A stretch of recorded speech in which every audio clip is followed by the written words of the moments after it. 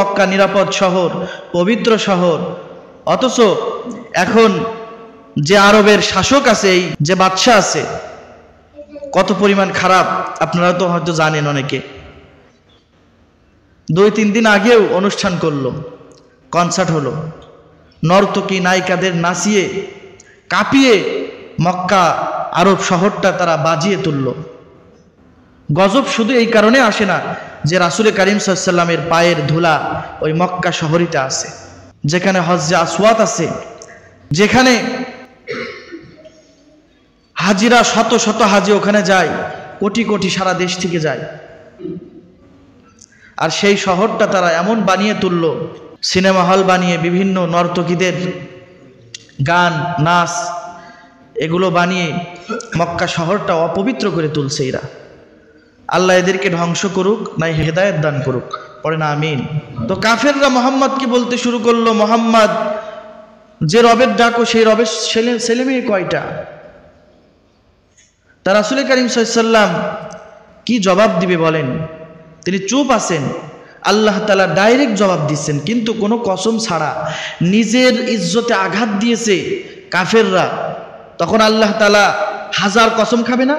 আসমানের কসম, জমিনের কসম, এর কসম, সের কসম। অথচ নিজের পরিচয় দেওয়ার সময় আল্লাহ কোনো কসম না খেয়েই বলছেন, কুল হুয়াল্লাহু আহাদ আল্লাহুস সামাদ লাম ইয়ালিদ ওয়া লাম ইউলাদ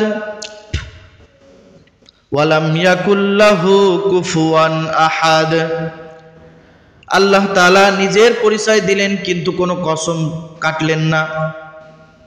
অথচ মানুষকে নিয়ে আল্লাহ তাআলা একটা কথা বলবেন, তাই 3-4টা কসম কেটেছেন। কয়টি? সূরা 3-এর মধ্যে কসম কেটেছেন কয়টি? 4টি কসম কেটে মানুষকে নিয়ে একটা কথা বলবেন। অথচ আল্লাহকে কাফেররা বিভিন্ন নানাভাবে তারা কটূক্তি করলো, গালি দিল। তোমার রবকে রবের সন্তান পর্যন্ত নিয়ে কথা বলল, কিন্তু আল্লাহ তাআলা এমন দেখেন, নিজের পরিচয় দেওয়ার সময় আল্লাহ তাআলা একবারও কসম কাটলেন না, সোজাসুজি ডাইরেক্টলি নাজিল করে দিলেন সূরাতুল ইখলাস। সুবহানাল্লাহ পড়ে। তিনি তো কসম কাটতে পারতো, কারণ আমার বিষয়। আল্লাহ তো বলতে পারতো আসমানের কসম, ওয়াস সামাই যাতিল বুরুজ ওয়াস সামাই ওয়াত তারিক, চন্দ্রের কসম। তারপরে বলতে পারতো কুল হুয়াল্লাহু আহাদ, আমি এক। কিন্তু নিজের বিষয়ে তিনি কোনো কসম কাটলেন না। আল্লাহ বুঝাইতে চেয়েছে আল্লাহ সব কথাই দামি। কোরআনের ছোট থেকে ছোট আয়াত, আয়াতুম মিনাল কুরআনি খায়রুম মিনাদ দুনিয়া ওয়া মা ফিহা। কোরআনের ছোট থেকে ছোট একটি আয়াত, যেমন সুম্মা নাযার, সূরা মুদ্দাসসিরে আছে সুম্মা নাযার, ছোট্ট একটি আয়াত,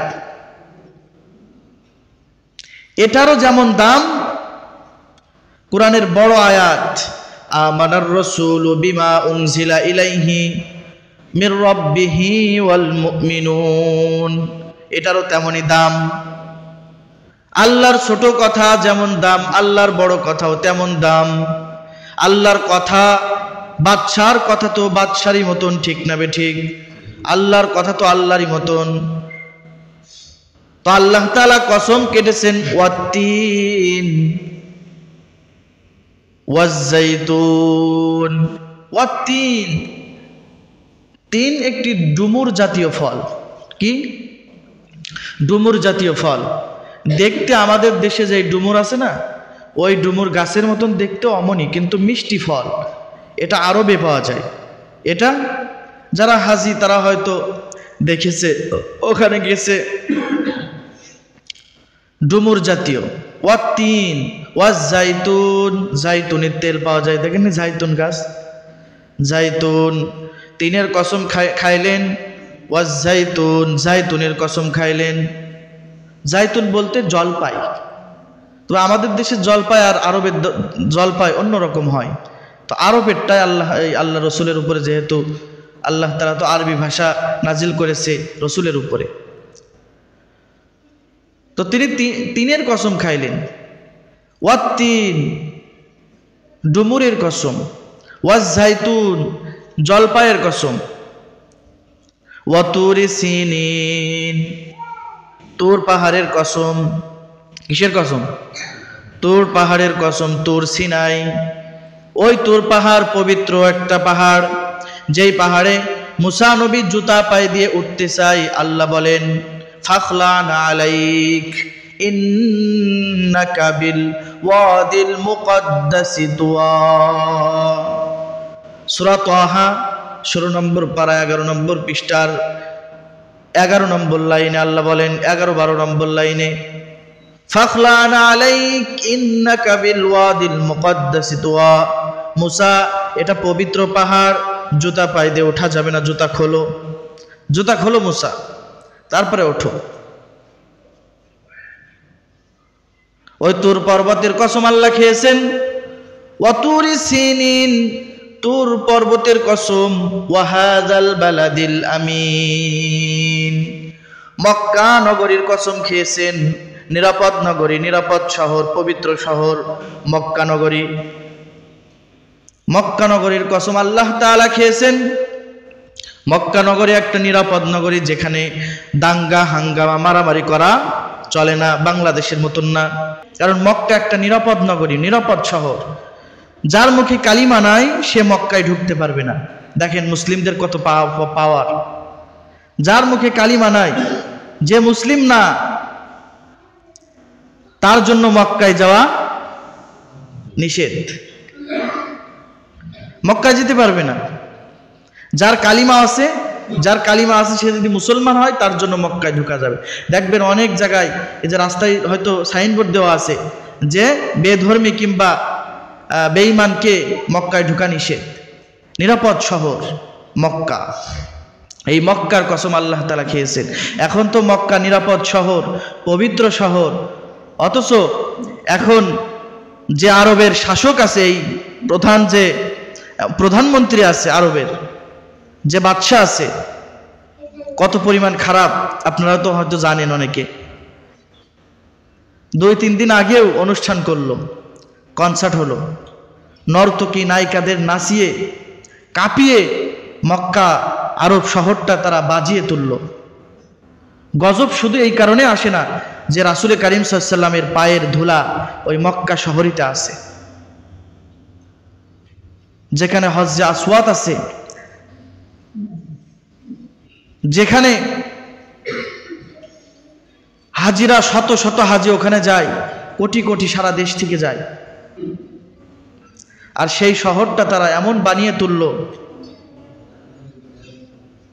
সিনেমা হল বানিয়ে বিভিন্ন নর্তকীদের গান নাচ এগুলো বানিয়ে মক্কা শহরটা অপবিত্র করে তুলছে এরা।